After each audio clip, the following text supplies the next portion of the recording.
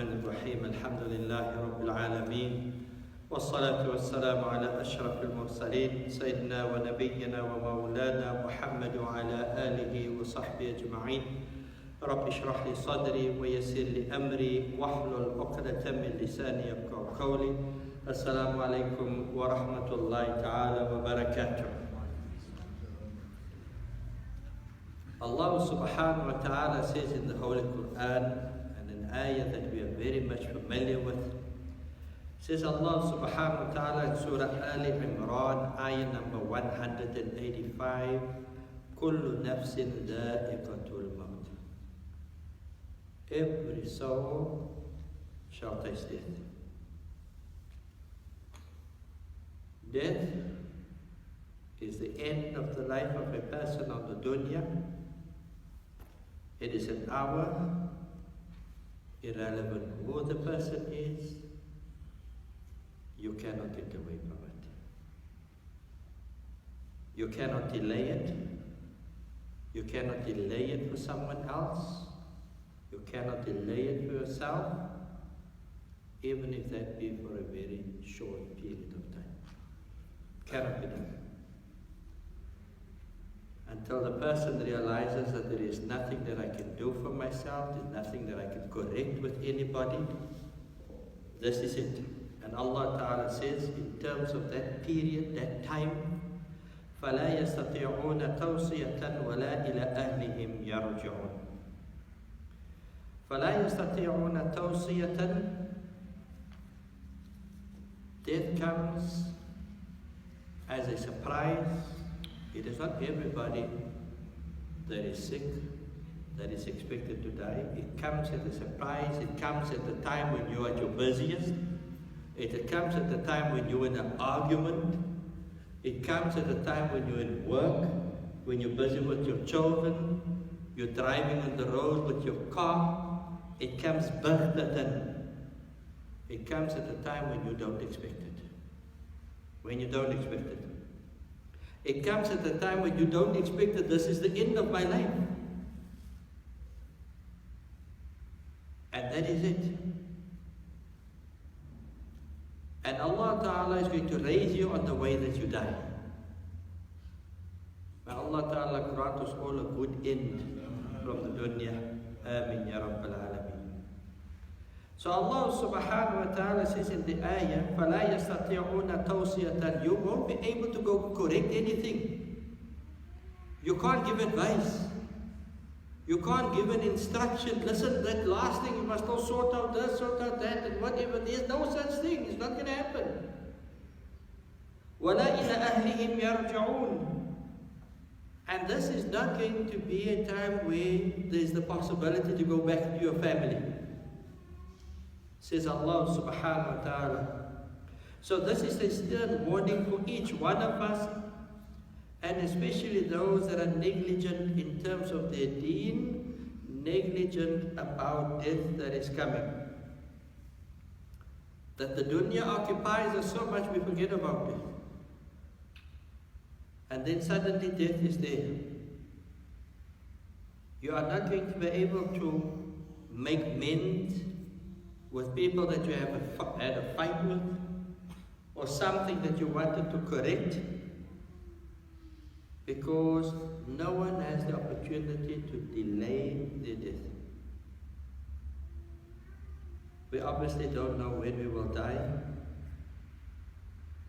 and there's no need for you to do any a'mal salihat after you die. There is going to be no tawbah after you've died. There is not going to be that I'm going to correct the situation at the time of my death. Because when death comes, you are not even going to be able to say a word. You're going to try, it's not going to come out. There's not a word that is going to come out, let alone trying to do something physically. Person won't have that opportunity. The time that it would have taken you to go and make amends, fix up the relationship with someone, or to give someone's thing back that you had borrowed, or it's laying there all the years, or I haven't paid this one, I got this debt and that debt, and I haven't gone to sort it out, and whatever the case may be, at that point in time, you cannot even tell your family, take this back to Buta so-and-so. Because you won't be able to speak. The most important things that you want to say at that point in time, you're not going to be able to say. There's not going to be time. There is nothing. Allah doesn't allow that. Because Allah subhanahu wa ta'ala has decreed that time, and you're not even going to say the minutest of words. Won't be able to say that. You will be incapable of even moving yourself, because you will be aware that I am leaving the dunya. That's why Allah Ta'ala says, وَلَا إِلَىٰ أَهْلِهِمْ يَرْجِعُونَ. You're not going to go back to your family. They are not going to see you. They're going to have to cope on their own with whatever happens at that time. So Allah Ta'ala says, حَتَّى إِذَا جَاءَ أَحَدَهُمُ الْمَوْتِ قال رب ارجعون لعلي أعمل صالحا فيما تركت كلا إنها كلمة هو قائلها ومن ورائهم برزخ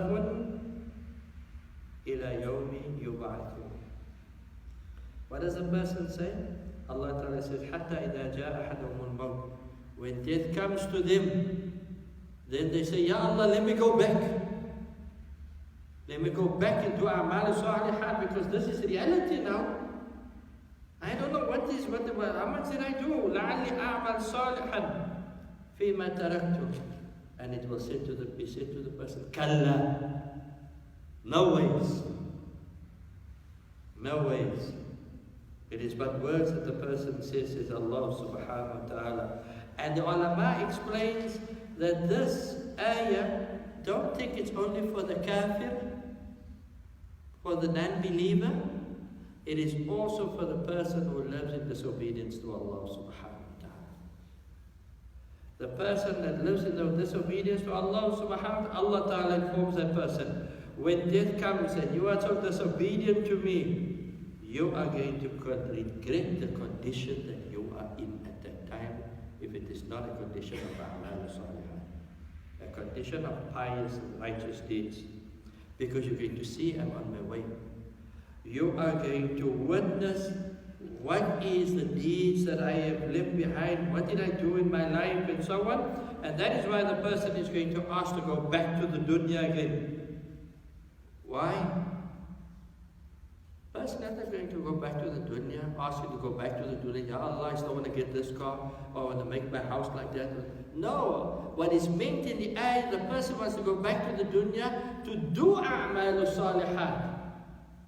But now you have the times. It's now the time while you're alive, when you have the opportunity. So that person asking, Ya Allah, let me go back. It's only to do a'mal salihat. It's only to do righteous deeds. Kalla. So therefore Allah Ta'ala says, now why? This is called Allah. This is called Allah. Allah Ta'ala has decreed there is not going to be any way out. And the fact that the person says, Allah Ta'ala says, Kalimatun huwa qa'iluha, it is the person's movement of his tongue and whatever the case may be, but it doesn't matter, it's not going to benefit you at the time. When you say, Ya Allah, let me go back. It's not going to benefit the person. Min wara'ihim barzakhun ila yawmi yub'athun, says Allah Ta'ala. There is now a barrier between the dunya and the akhirah for you. There's no ways. There's a barrier, and you will be in that position. Those who have been obedient to Allah Ta'ala will have a period of ease and luxury, and everything will be good. Those who have been disobedient will be a time of punishment in their grave. So therefore they will stay in that grave until the day that Allah subhanahu wa ta'ala Sayyidina Ali radiallahu ta'ala anhu says that when you die, then your first akhirah is in your grave. And if it goes good there, everything thereafter will be better. First akhirah is in the grave. And if it goes bad there, everything thereafter will be worse. May Allah subhanahu wa ta'ala grant all of us, all of the ummah of the Nabi alayhi salatu wasalam, Allah ta'ala grant Jannatul Firdaus. Ameen ya Rabbal Alameen. Everybody, we've started off with the kafan.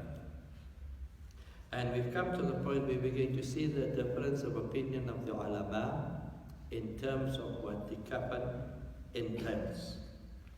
And we'll start off tonight with the Hanafi madhab, and we'll go through each madhab and see what is their opinion. The Hanafiya says that you get three types of kafan. Three types of kafan. The one is darura, the one is kifaya, and the one is kafan sunnah. One is darura, which means it's out of need. It's needed at the time. It's a necessity that you have to do it. Then you get kifaya, which is the least that you can do. And then you get kafan sunnah, which means it's according to the sunnah of the Nabi alayhi salatu wasalam. Right? It applies to both male and female, and that the least for the male should be, in a normal sense, the least should be 2 wrappings, let me say 2 sheets, because we understand it better like that. And the sunnah, in terms of a male, is 3 sheets or 3 wrappings. And in terms of a woman, it's 3 wrappings or 3 sheets, and according to the sunnah, it is 5. Bear in mind when we go through all of this, the opinion of the Hanafiya. So what do they mean by kafan al-durura? The kafan of necessity or in time of need is when you are incapable of getting to anything else. But it is enough to take the hukum of fard kifaya away. In other words, your responsibility to see to the kafan of a person, that will cover that. And the least of this is the Hanafiya, is that which would cover the whole body. Now if you remember the hadith of Mus'ab ibn Umair radiallahu ta'ala anhu, that in the battle, when they came to him, the Nabi alayhi salatu wasalam ordered that they use the garment that he had on. And when they pulled it to his head, the feet came open. When they pulled it to the feet, the head came open. So the Nabi alayhi salatu wasalam said, pull it to the head and put some branches over it. So for that, says the Hanafiya, that is the least that you can do in terms of a kafan. I mean, that is dire necessity. The second one is the least, kafan al-kifaya. The least that you can do, and the least that a person wears when they are on the dunya, right? Or the clothing of a person after that. That is the Hanafiya. It's at least 2 cloth pieces of cloth or 2 wrappings for a man, which is made out of an izar. Now, the best way to explain an izar is, you know, when we go on Hajj and we have the bottom part that is covered of the ihram, that is called the izar, right? So it's the izar and one covering around the person. One covering around the person. We are speaking about kafan al-kifaya. And for a woman, it is 2 sheets and what is called khimar in Arabic, but in our terms it will mean a burqa. A burqa, as we know, a burqa, right? And to have less than that is detested. It's makruh for a woman. Why do they say that in terms of a man and in terms of the clothing that he has on? You remember the hadith that we did about Sayyidina Abu Bakr radiallahu ta'ala anhu, When Sayyidina Abu Bakr radiallahu anhu had told his daughter, Sayyida Aisha, كفنوني في ثوبي هذين اللذين كنت أصلي فيها واغسلوهما فإنهما للمهلة والتراب. When he had said, you see these two pieces of clothing that I have on, this is what I want you to put. This is going to be my kafan. So I want you to wash it. And this was now while he was on his deathbed. I want you to wash it, and this is the thing that you, because at the end of the day, it is not going to be for the ground and the pus that's going to come out of my body. That's all that it is for. So I don't want anything more expensive than that. In terms of the Hanafiya, when it comes to kafan al-sunnah, that is in line with the sunnah, and it is the most complete form, then in terms of a man, it is 3 wrappings, 3 sheets. 3 sheets. It has the izar, the lower one, and then it has what is called like a kameez. Kameez is like how am I going to explain that? Like a kurta. Like a kurta, which runs from the neck to the legs, except that it will not have any openings and it won't have any sleeves. And in terms for a woman, when it comes to kafan sunnah, says the Ahnaf, 5 wrappings, 5 pieces of cloth. How is that made up? It's also made up of an izar. It is made up of a kameez, which is also like a kurta.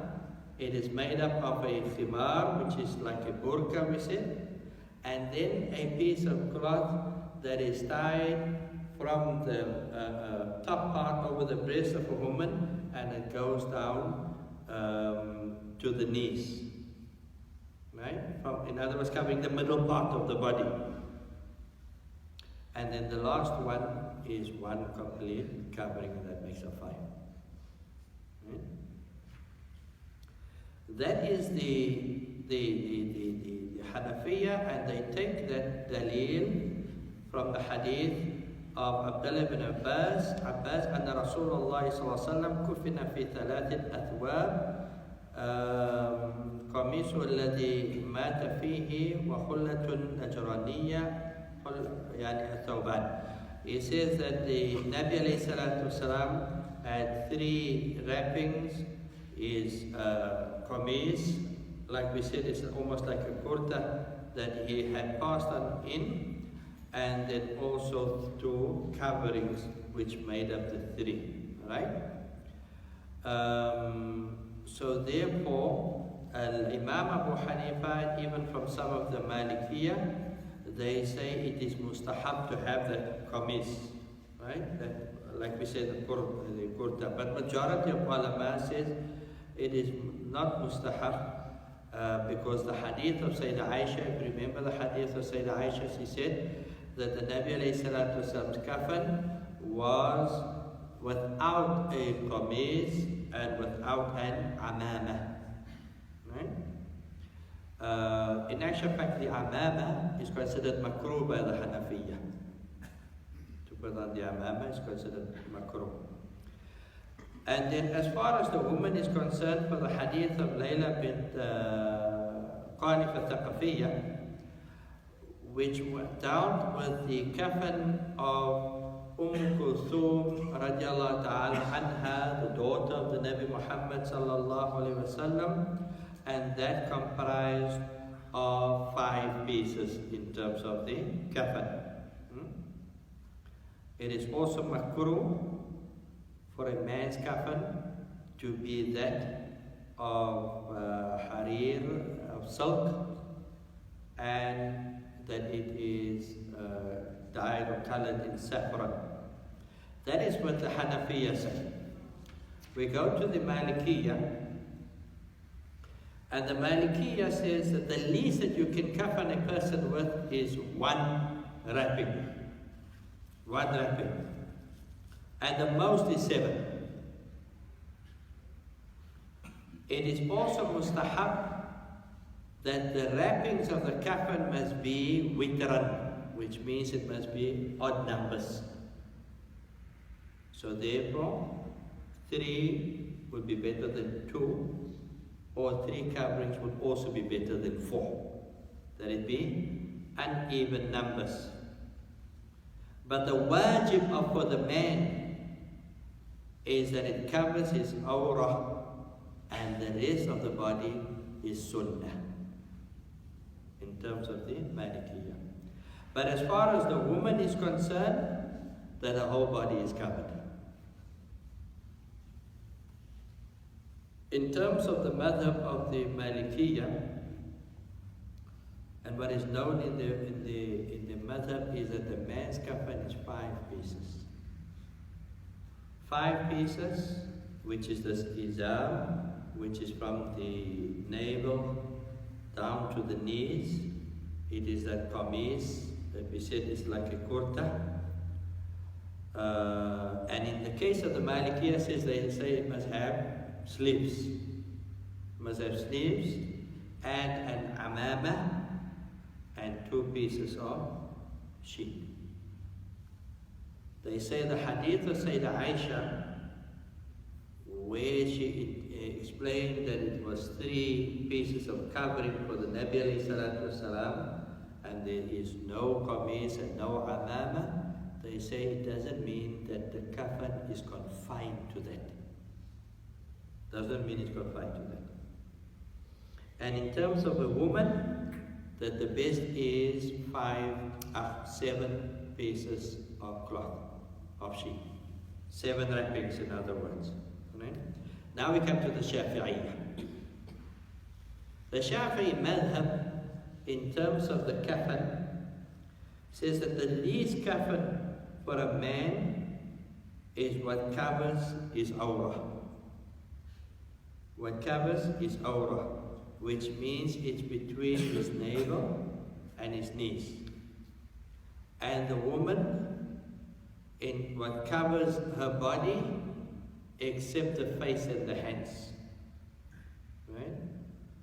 But in terms of the haqq of the mayyit, it is always better that it covers the whole body. Right? Except, like we said, if the person is in ihram, then that person's head is not covered, whether it be male or female, and meant to be as a means of showing honor to the person that has passed on. Again, the Shafi'iyya also says, unacceptable, prohibited for a man's kafan to be in silk or anything with saffron.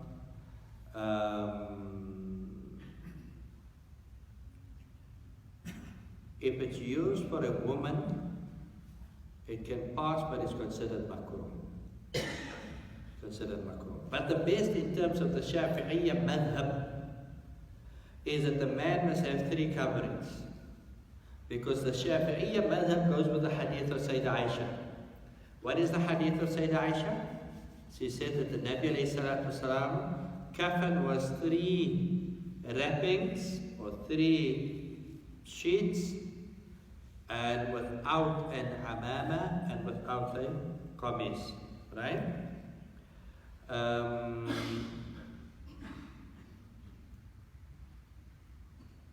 If the kafan is increased with a qamis and with an amama, you know, sometimes we come in the family, and some of the family says, no, but I want it like that.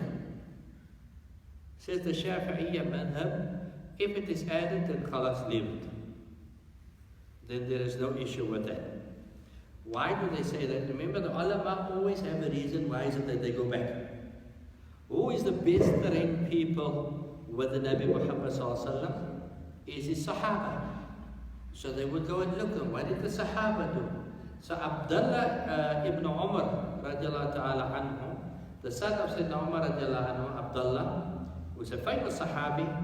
When his son had passed on, he had 5 pieces in terms of the kafan for his son when he passed on, which was the qamis, and was the amama, and it was 3 sheets of covering from the Shafi'i madhab. In terms of a woman, says the Shafi'i, a woman and the huntha. The huntha, you know what huntha? Huntha means a person that has male and female organs.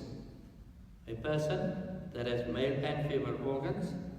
Says the Shafi'iyya, for a woman as well as the huntha, there is 5 coverings, which is the izar, the bottom one, the qamis, the khimar is like the burqa, and then 2 sheets.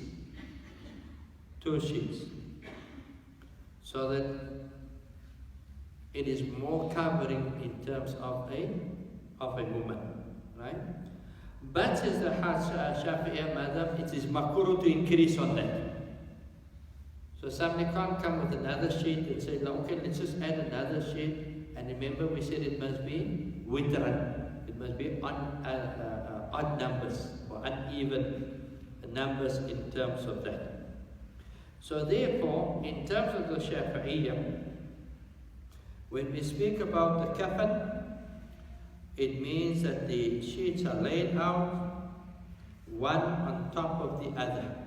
And we'll go into detail with that in the book of Sheikh Muhammad Amin Fakir, because Sheikh goes into a very detailed explanation. In actual fact, I want to tell everybody this book that I was talking about, I went to go get a box of these books by Sheikh Amin Fakir today. I got a box. It is 70 rand a book. It will benefit you. And I have it with me. It's in the car, inshallah. So, these sheets are laid down on top of one another, and in between each sheet that you lay down, you put what is called hanud.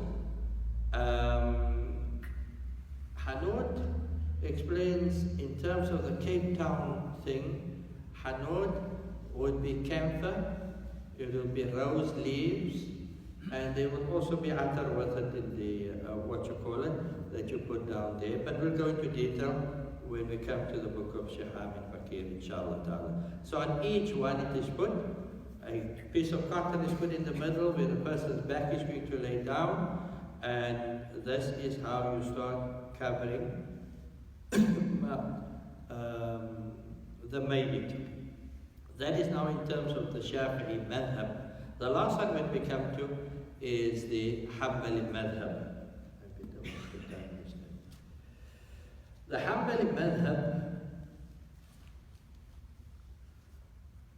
says that the kafan that is wajib is the one that covers the whole body, whether it be male or female. And they said that the best is that which the Shafi'iyya says. And that is that there are 3 coverings, and that they are white, they are placed on one another, and the hanud and the camphor and the rose leaves and attar and all of that is put in between. There is no qamis and there is no amama. No qamis and no amama, right?